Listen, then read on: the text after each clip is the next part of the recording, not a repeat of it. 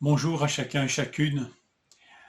Que le Seigneur puisse nous accorder la joie qui était celle de Philippe lorsqu'il rencontra Jésus.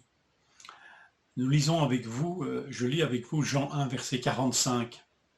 Philippe trouva Nathanaël et lui dit: Nous avons trouvé celui dont parle la loi de Moïse et les prophètes, Jésus de Nazareth, fils de Joseph. En fait, vu comme ça, la gloire de Jésus est grande dans la bouche de Philippe. Jésus, c'est celui dont parle la loi de Moïse et tous les prophètes. Présentation glorieuse pour un Nathanaël, juif pieux. Mais lorsqu'il écoute Philippe décliner l'identité du Messie qu'il dit avoir trouvé, alors c'est la douche froide. Le Messie dont parle Philippe est Jésus de Nazareth, fils de Joseph.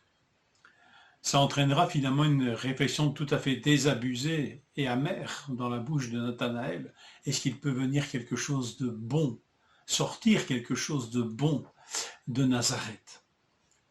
Ville apparemment peu glorieuse, et puis de toute façon, ville dont aucun prophète n'a rendu un témoignage quelconque, comme étant la ville d'où sortirait le Messie. En plus de cela, il est le fils de la bouche même de Philippe.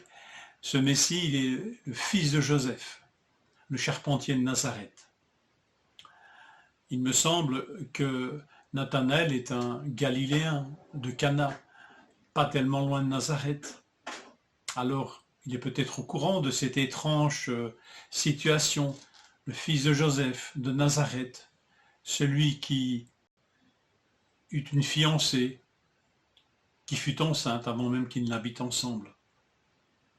Enfin voilà, Philippe, est-ce que tu n'as pas un Messie plus glorieux à proposer?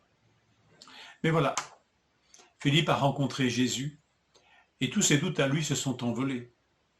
C'est bien lui le Messie, Jésus de Nazareth, le fils de Joseph. Ça ne lui fait aucun problème. Il l'a rencontré, c'est lui le Messie. Et en disant cela, Philippe nous montre qu'il ne connaît pas tout de Jésus. En fait, son pédigré, son identité correcte aurait été Jésus de Bethléem, fils de David.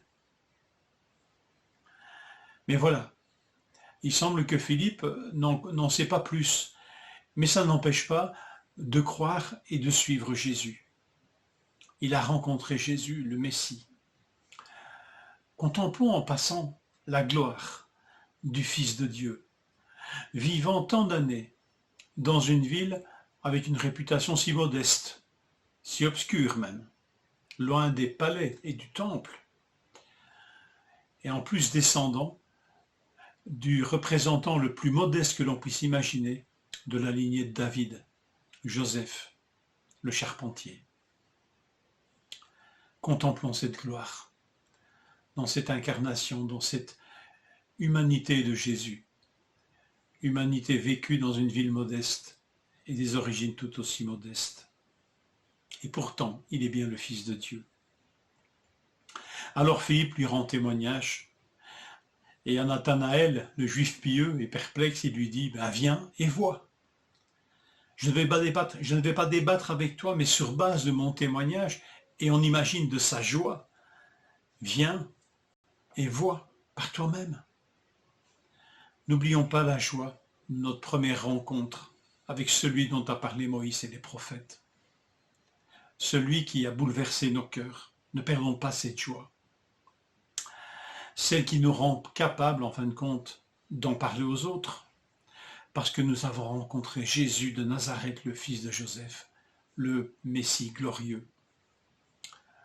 Viens et vois, contemple-le dans les Écritures qui lui rendent témoignage.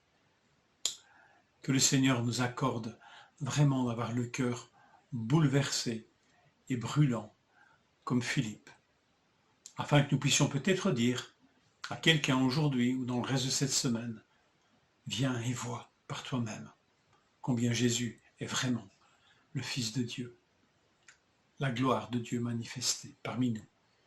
Bonne journée.